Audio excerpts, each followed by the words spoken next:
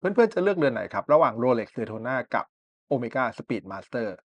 มาดูกันครับ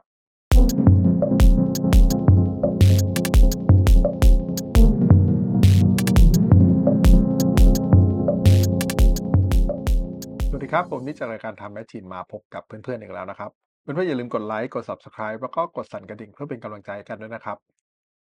ครับพอพูดถึงนาฬิกาสปอร์ตเนี่ยมันก็จะแบ่งประเภทออกไปสัก2-3อย่างเนาะที่เราเห็นกันเยอะๆก็จะเป็นประเภทแรกนะครับก็เป็นประเภทนาฬิกาดำน้ำหรือว่า Divers Watch นะครับก็ทุกคนรู้จักกันอยู่แล้วก็อย่างเช่น Submariner เป็นต้นนะครับถ้าเป็นฝั่ง Omega ก็จะมี Seamaster นะครับนาฬิกาสปอร์ตประเภทที่2ก็จะเป็นเรียกว่า Field Watch นะครับก็คือเป็นนาฬิกาที่ก็ไม่ถึงขนาดไปลุยลงน้ำได้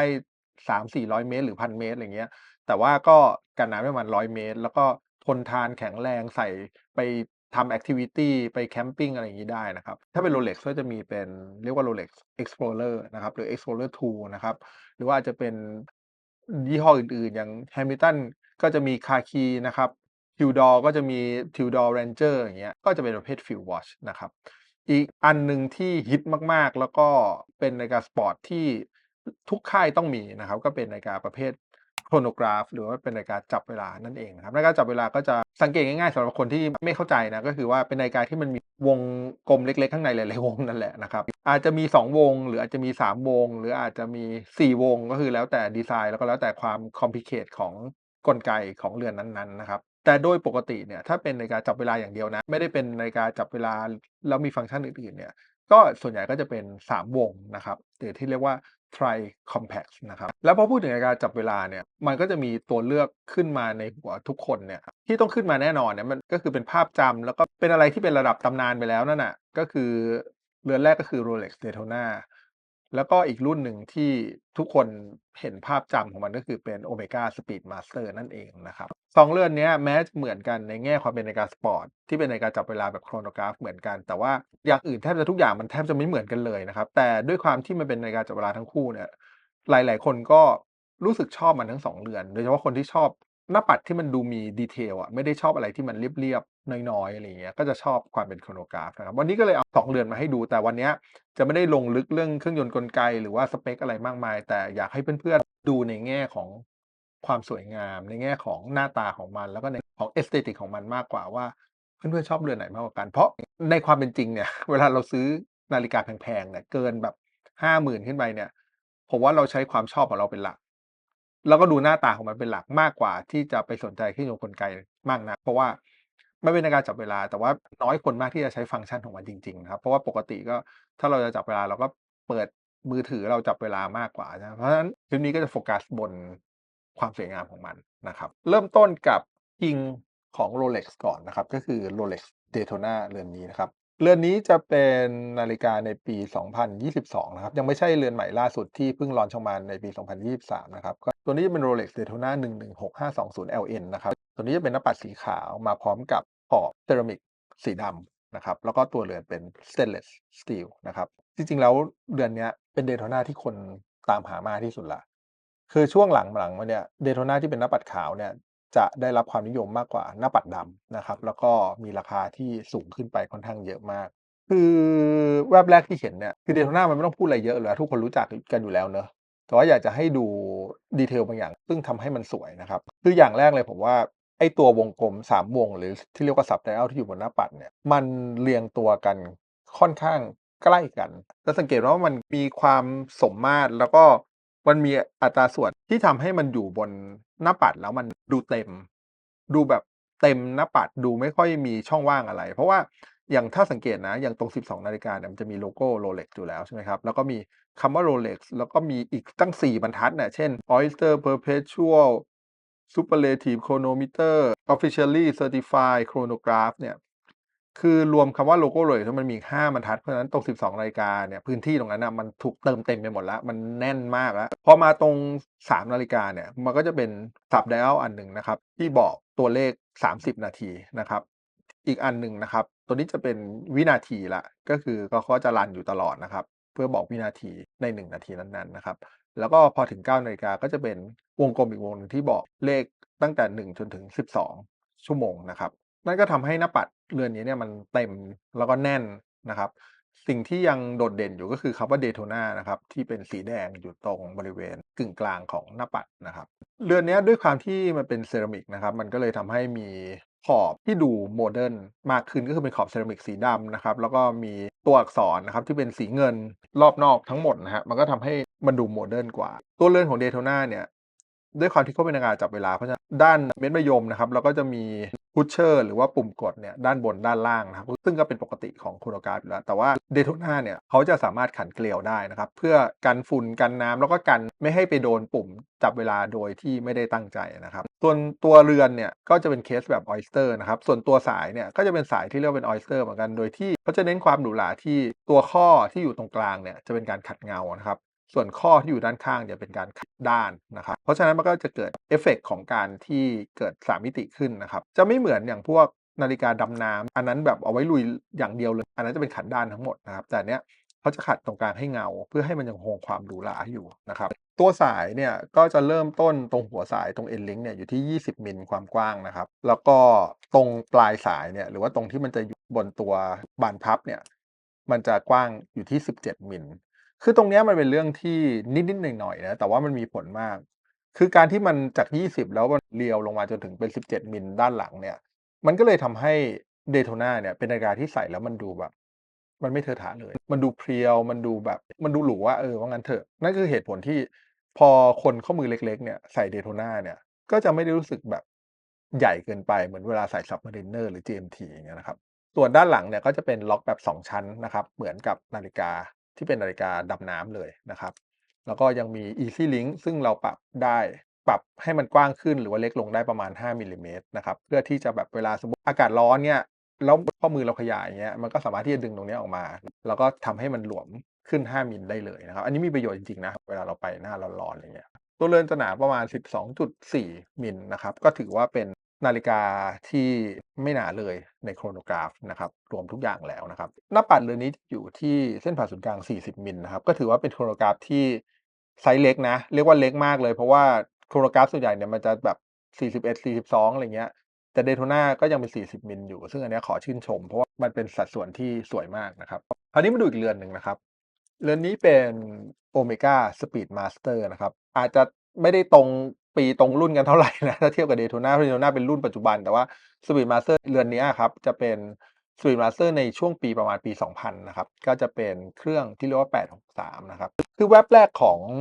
Speedmaster เนี่ยอันแรกเลยคือ Vintage คือเทียบ Daytona นะ Daytona เนี่ยหยิบขึ้นมาปุ๊บมันดูเป็นนาฬิกายุคใหม่อะมันไม่ได้แปลว่าเป็นเรื่องของใหม่จริงๆนะหรืออันนี้ของเก่านะแต่ว่าต่อให้เป็น Speedmaster ในรุ่นปัจจุบัน3861เนี่ยมันก็ยังมีฟีลลิง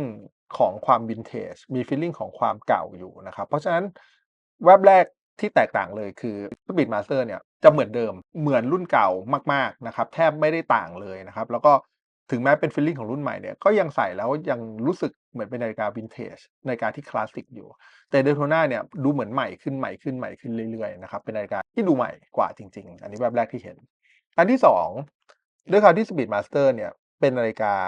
เส้นผ่าศูนย์กลางที่ใหญ่กว่านะครับคืออยู่ที่42มิลลิเมตรเมื่อกี้เราบอกว่า Daytona 40ใช่ไหมอันนี้42มิล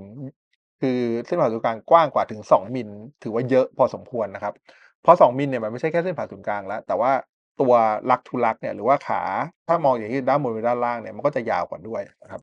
อย่างเรือนเนี้ยความกว้างระหว่างขาทั้ง2ฝั่งเนี่ยครับจะอยู่ที่48มิลลิเมตรถ้าเทียบกับ Daytona เนี่ยจะอยู่เพียงแค่ประมาณ43มิลลิเมตรเท่านั้นคือ5มิลเลยนะก็ถือว่าเยอะนะครึ่งเซนอะเพราะฉะนั้นเนี่ยเพื่อนๆนึกภาพออกเลยเส้นผ่าศูนย์กลาง42มิลความกว้างของขา48มิลเนี่ยคือมันใส่แล้วมันใหญ่กว่า Daytona เยอะเลยแล้วมันจะยิ่งดูใหญ่เข้าไปอีกเพราะอะไรรู้ไหมครับเพราะว่าตัวขอบอย่าง Daytona เนี่ยขอบเขาจะเป็นขอบเบเซลนะครับที่เป็นเซรามิกเนี่ยมันจะหนา มันทำให้สัดส่วนของหน้าปัดเนี่ยมันเล็กลง แต่ว่า Speedmaster เนี่ยด้วยความที่ขอบมันบาง สัดส่วนของหน้าปัดเนี่ยมันก็เลยยิ่งขยายใหญ่เข้าไปอีกนะครับคือถ้าเราจะวัดเฉพาะหน้าปัดอย่างเดียวนะหมายถึงไม่รวมขอบเบเซลนะครับเฉพาะตัวหน้าปัดเนี่ย Speedmaster เนี่ยจะมีเส้นผ่าศูนย์กลางที่34มิลนะครับในขณะที่ Daytona เนี่ยหน้าปัดอย่างเดียวเนี่ยไม่รวมขอบเบเซลเนี่ยจะอยู่แค่30มิลเท่านั้นนะครับเพราะฉะนั้นเนี่ยนี่คืออันที่2ที่ต่างกันค่อนข้างมากคือ ความกว้างและความใหญ่เวลามันอยู่บนข้อมือหมายถึงความรู้สึกด้วยนะไม่ใช่แค่ความกว้างจริงๆแต่ความรู้สึกทั้งเพราะว่าทั้งตัวเรือนที่กว้างกว่าขนาด diameter ที่กว้างกว่านะครับ แล้วแถมขนาดของหน้าปัดเมื่อเทียบกับเบเซลเนี่ยใหญ่กว่าอีกเพราะฉะนั้น Speedmaster ก็เลยเป็นนาฬิกาที่ใส่แล้วฟีลลิ่งมันก็ต่างกันนะครับอีกอันหนึ่งที่ทำให้ aesthetic ของมันดูเก่ามากขึ้นอีกก็คือตัวกระจกนะครับตัวกระจกเนี่ยถ้าเป็น Speedmaster Professional เนี่ยแม้รุ่นปัจจุบันเนี่ยก็ยังมีกระจกที่เป็นลักษณะพลาสติกอยู่หรือที่เขาเรียกว่า Plexiglass หรือว่าเป็นเซลลูลอยด์อยู่เป็นประเภทที่ไม่ใช่ Sapphire นะครับเพราะฉะนั้นเนี่ยเวลาดูเนี่ยยังไงมันก็จะดูเก่ากว่าเพราะว่าด้วยความที่มันจะไม่ใสปิ๊งเหมือน Sapphire แต่มันจะมีความโค้งโดยเฉพาะตรงที่มันโค้งๆเนี่ยมันจะมีการหักเหของแสงมันมีการสะท้อนของแสงมันก็เลยทำให้มันเป็นฟีลลิ่งของนาฬิกาที่ดูเป็น Vintage มากขึ้นคือผมชอบนะแต่มันก็แล้วแต่นะบางคนรู้สึกว่าแบบโอ๊ยมันดูไม่ค่อยเห็นเนี่ยมันดูยากอะไรอย่างเงี้ยเรือนนี้บังเอิญผมเอาเป็นหน้าปัดคือ Speedmaster มันเป็นหน้าปัดสีดำอยู่แล้วใช่ไหมครับแต่ว่า Daytona เนี่ยเราเป็นหน้าปัดสีขาวมันเลยอาจจะเทียบกันตรงๆเป๊ะๆไม่ค่อยได้เท่าไรแต่ว่าถ้าเพื่อนๆดูภายในของมันเนี่ย Speedmaster ดีไซน์ไม่ว่าจะเป็น Sub Dial ไม่ว่าจะเป็นฟอนต์ไม่ว่าจะเป็นอะไรทุกอย่างเนี่ยยังดู Vintage กว่าค่อนข้างเยอะนะครับมาดูที่หน้าปัดของ Speedmaster เนี่ยก็จะมีโลโก้ Omega นะครับมีคำว่า Speedmaster แล้วก็ Professional นะครับก็คือรวมๆกันมีอยู่แค่3บรรทัดเท่านั้นนะครับส่วนตัว Sub Dial ที่เป็นจับเวลาเนี่ยเขาจะไม่ได้ทำคนละสีหรือว่ามีขอบขึ้นมาเหมือนกับ Daytona นะครับแต่ว่าเขาจะใช้เป็นหน้าปัดสีดำเรียบทั้งหมดเลยแล้วก็ตัวสกรีน Printing ทุกอย่างจะเป็นสีขาวนะครับเพราะฉะนั้นมันก็จะดูคลาสสิกกว่าว่างั้นเถอะนะครับโดยที่ตัว Sub Dial เนี่ยเขาจะลดระดับลงไปคือทำให้มันเหมือนเป็นคนละ layer กันนะครับตัว Sub Dial เนี่ยมันจะลงไปอีก1 layer เป็นหลุมลงไปนิดเดียวนะครับเพื่อให้เห็นความต่างซึ่งก็สร้างมิติได้ค่อนข้างดีนะครับสเกลด้านข้างก็จะเป็นสเกลที่ถี่มากๆนะครับแล้วก็ตัวชุดเข็มทั้งหมดก็จะเป็นสีขาวนะครับส่วน Daytona ชุดเข็มทั้งหมดก็จะเป็นสีเงินนะครับก็จะต่างกันค่อนข้างเยอะนะครับตัวเม็ดมะยมนะครับไม่ได้เป็นแบบสกรูดาวนะครับเพราะฉะนั้นก็ไม่ได้กันน้ำได้เยอะเหมือน Daytona นะครับรวมไปถึงตัวพุชเชอร์จับเวลาเนี่ยก็ไม่มีขันเกลียวเช่นกันนะครับก็จะเรียบๆเลยก็จะดู Vintage คลาสสิกเลยนะครับ Speedmaster เนี่ยก็จะมีเส้นผ่าศูนย์กลางอยู่ที่42มิลนะครับแล้วก็มีความหนาอยู่ที่ประมาณ14มิลนะครับก็จะหนากว่า Daytona พอสมควร Daytona อยู่ที่ประมาณสัก12มิลนิดๆนะครับส่วนตัวสายเนี่ยเขาก็จะเป็นการขัดด้านนะครับก็จะเป็นสาย3ข้อนะครับเป็นการขัดด้านทั้งหมดเลยเหมือนกันนะครับจนถึงบานพับด้านหลังนะครับก็จะเป็นการขัดด้านทั้งหมดเหมือนกันก็จะให้ฟีลลิ่งของความเป็นสปอร์ตมากขึ้นนะครับสิ่งที่แตกต่างกันอีกอันหนึ่ง863เรือนเนี้ยเป็นแบบหลังเปลือยนะครับซึ่ง Daytona เนี่ยแน่นอนมันเพิ่งจะมาหลังเปลือยเอาเมื่อปี2023ที่เพิ่งลอนช์รุ่นใหม่มาไม่กี่วันนี่แหละโดยที่มีเฉพาะตัวที่เป็นแพลตินัมด้วยนะครับตัวสตีลไม่มี แต่ถ้าใครชอบเครื่องยนต์กลไกชอบความสวยงามเนี่ย Speedmaster มีให้ได้ตั้งแต่ที่เป็นสตีลแล้วครับก็คือมีการเปลือยหลังให้ดูเครื่องสวยๆด้วยซึ่งอันเนี้ยผมว่าเป็นอีกอันที่เป็นสิ่งที่จะทำให้ตัดสินใจได้เลยว่าจะซื้อเรือนนี้หรือเปล่าสำหรับผมนะ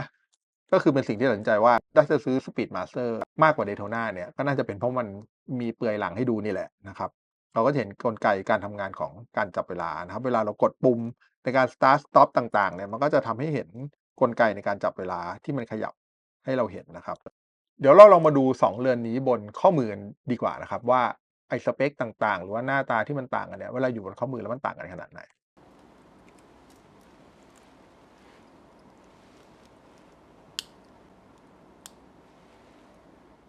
ครับและนี่คือ Daytona Steel นะครับขอบเซรามิกขนาดเส้นผ่าศูนย์กลาง40มิลลิเมตรบนข้อมือของผมนะครับจะสังเกตว่าพอดีไซน์ข้อมือผมมากเลยข้อมือผมเส้นรอบวง6.75นิ้วนะครับเพื่อเป็น reference สำหรับเพื่อนๆนะแล้วก็ดูความบางของเขานะครับจะสังเกตเห็นเลยว่ามันบางมากมันเป็นนาฬิกาจับเวลาที่บางมากแล้วมันดูแบบคือแวบแรกเลยคือหรูเนี๊ยบแล้วก็ดูทันสมัยอันเนี้ยคือชัดเจนมากเวลามันอยู่บนข้อมือนะครับไม่ว่าจะเป็นเรื่องของหน้าปัดไม่ว่าจะเป็นเรื่องของดีไซน์ไม่ว่าจะเป็น material ที่เขาเลือกใช้การขัดเงาขัดด้านต่างๆเนี่ยมันคือนาฬิกาหรูอะคราวนี้เรามาดูฟีลลิงของอีกเรือนหนึ่งนะครับ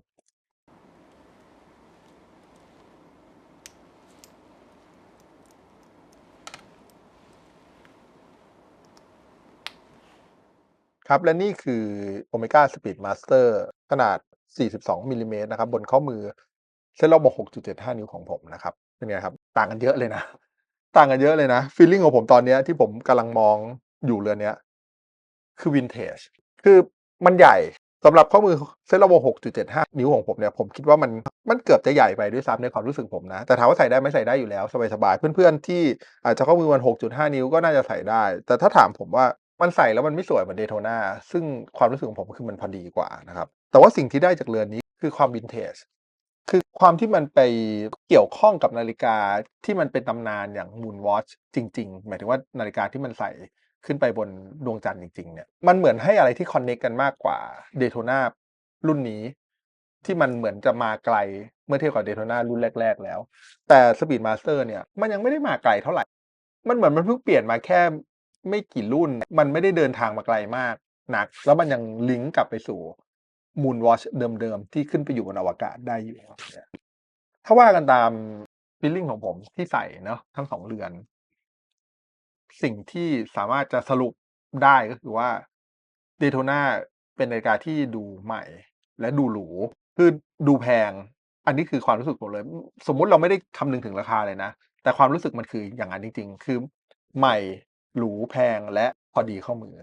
สำหรับ Speedmaster สำหรับผมนะความรู้สึกก็คือเต็มข้อมือแล้วก็ Vintage คลาสสิก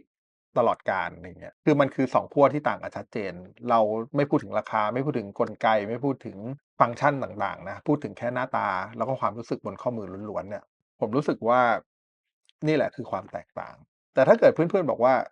อันไหนที่มันเหมาะกับเราอะไม่ได้คิดถึงเรื่องเงินขนาดนั้นเนี่ยผมว่าต้องลองอย่างเดียวเลยถ้าคนข้อมือเล็กกว่าผมหน่อยเนี่ยคือถ้าต่ำกว่า6.5เนี่ยผมแนะนำว่าไม่น่าจะใส่สวยแล้วนะความรู้สึกผมนะยกเว้นว่าไปเปลี่ยนเป็นสายแบบสายหนังสาย NATO อะไรเงี้ยก็อาจจะใส่ได้ง่ายขึ้นนะครับหรือถ้าเพื่อนๆชอบหน้าตาความ Vintage ของ Speedmaster เนี่ยแต่ข้อมือเล็กกว่า6.5นิ้วเนี่ยผมแนะนำให้ไปลองหา Speedmaster ที่เรียกว่ารุ่น First Omega in Space นะครับหรือว่า FOIS เนี่ยเพราะว่าไซซ์มันจะเล็กลงจาก42มิลเนี่ยมันจะลดเหลือแค่39.7ก็คือไม่ถึง40มิลแล้ว แล้วก็ตัวลักทูลักเนี่ยก็จะอยู่ที่47มิลนะครับแต่ว่ามันจะใส่ได้ง่ายมากขึ้นเยอะเลยแล้วก็เข็มก็จะเป็นเข็มแบบเข็มดาบซึ่งก็จะมีความ Vintage มากขึ้นแต่ว่าเขาจะปีแต่สายหนังนะครับเขาจะไม่มีสายเหล็กให้นะครับเพราะฉะนั้นถ้ายังชอบฟีลลิงของ Omega Speedmaster อยู่ Moonwatch อยู่แต่ว่าอยากได้ที่มันใส่ง่ายขึ้นสำหรับคนข้อมือเล็กก็ต้องไปที่ First Omega in Space นะครับ แต่ส่วนคนที่ไม่ได้ติดเรื่องงบแล้วก็ชอบความหรูหราคือยังไงมันก็ต้อง Daytona นี่เป็นเหตุผลที่ทำไม Daytona ถึงเป็น King ตลอดกาลนะครับเพราะว่ามันไม่ใช่แค่เป็นนาฬิกาจับเวลาที่ออกแบบสวยอย่างเดียวนะแต่ว่าเวลามันใส่บนข้อมือแล้วมันสวยด้วยมันสวยบนข้อมือแทบทุกคนด้วยนะไม่ว่าจะเป็นคนข้อมือใหญ่คนข้อมือเล็กหรือแม้กระทั่งผู้หญิงก็ใส่ Daytona ได้สวยนะครับเพราะฉะนั้นก็อันนี้เป็นข้อมูล เพื่อให้เพื่อนๆเห็นเนาะถ้ามีตังค์เยอะก็มี2เรือนเลยก็ดีครับเพราะว่ามันต่างกันค่อนข้างชัดเจนแต่ถ้าต้องเลือกเรือนใดเรือนหนึ่งเนี่ยสำหรับผมนะไปลองต้องลองครับแล้วเราจะรู้ว่านาฬิกาเรือนไหนที่เหมาะกับเราจริงๆมันอาจจะไม่ใช่เรือนที่แพงกว่ามันอาจจะไม่ใช่เรือนที่คนอื่นเขาใส่สวยกว่าก็ได้แต่เป็นเรือนที่มันเหมาะกับเราแล้วมันทุกอย่างมันก็จะลงตัวแล้วมันจะสวยมากๆครับครับสำหรับวันนี้ผมนิดจากรายการ Time Machine ต้องขอลาเพื่อนๆไปก่อนนะครับ เพื่อนๆอย่าลืมกดไลค์กด Subscribe แล้วก็กดสั่นกระดิ่งเพื่อเป็นกำลังใจให้กันด้วยนะครับสำหรับวันนี้สวัสดีครับ